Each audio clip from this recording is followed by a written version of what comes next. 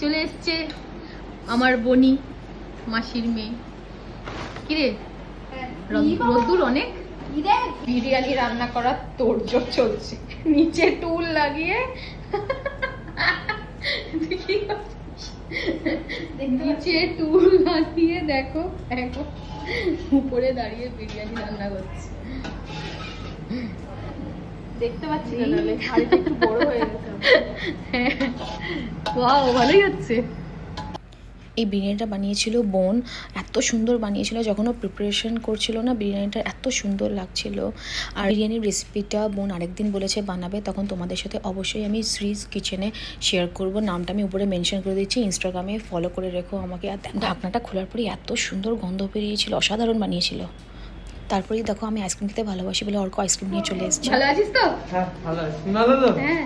তারপর অর্ক দেখো ওদের বাড়ির গাছের আম নিয়ে এসেছিল, খুব মিষ্টি ছিল আমগুলো খেতে। খেয়ে নেবে। হ্যাঁ তারপর দেখো আমরা সবাই একসাথে খেতে বসে পড়েছিলাম। মা সবার খাবার বেড়ে দিচ্ছিল এক এক, সবাই আমাকে এক এক করে ফিডব্যাক দিচ্ছিল। ভালোই, তাহলে সেকেন্ড টাইমে যথেষ্ট ভালো হয়েছে। কেমন? ভালোই হয়েছে, ভালোই হয়েছে, খুব ভালো হয়েছে। দিদি করেছে, হেভি হয়েছে, ভালো হয়েছে। খুব সুন্দর হয়েছে। তো অন্যরকম করে ফ্রাই করেছে। দেখছিলাম। এই মাছ ভাজার রেসিপিটা তোমাদের সাথে শ্রীজ কিচেনে শেয়ার করব।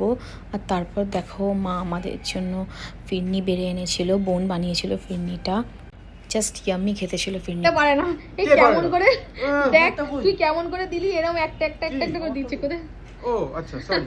এই যে না না, এইটাই তো আমি খেলবো না উনো। ব্লগটা তোমাদের সবার কেমন লেগেছে অবশ্যই আমাকে কমেন্টে জানিও।